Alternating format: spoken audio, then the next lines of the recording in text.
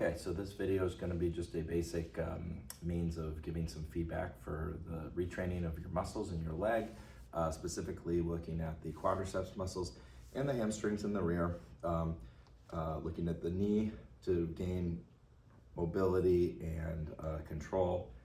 So oftentimes after a surgery or an injury or just chronic pain, those muscles won't know how to work together. And so if you think of like a tug of war between them, you want to imagine like one muscle group has to give so the other can take, but you don't want to just give like completely because then you lose stability.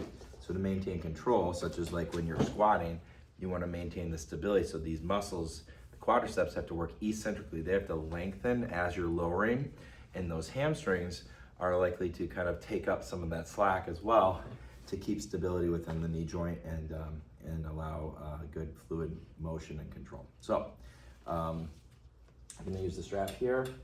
I'm going to maybe start with my leg here. You can also do this seated.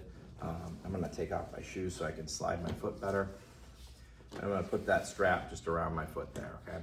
So basically the way this is going to work is I'm just going to keep that tension with my arms and keep a little feedback. So as I push through, I've got this kind of looped around towards my heel and the arch. So as I'm kind of pushing through that, I'm kind of straightening out, attempting to. Maybe you're only here, but you want to try to train those here, the hamstrings to let go. And as we come forward, it's more of the quadriceps. So the quadriceps are shortening and the hamstrings are lengthening. Hamstrings are shortening as I slide back, quadriceps are lengthening. So when you're bearing weight, most of the loads in the quads, that's why they're bigger, stronger than the hamstrings usually.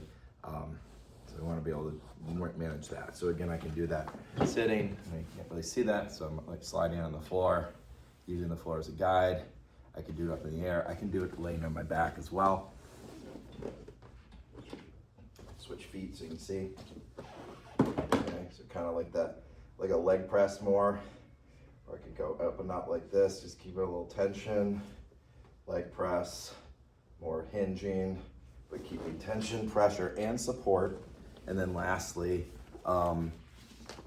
you want to think about that, you know, that as you're bearing weight or shifting weight, bearing weight, that kind of same retraining, lengthening. But if you can't tolerate weight bearing very well, it's a good place to start with that strap. And so you can kind of work through that a little bit until you are better prepared and better able to manage in weight bearing.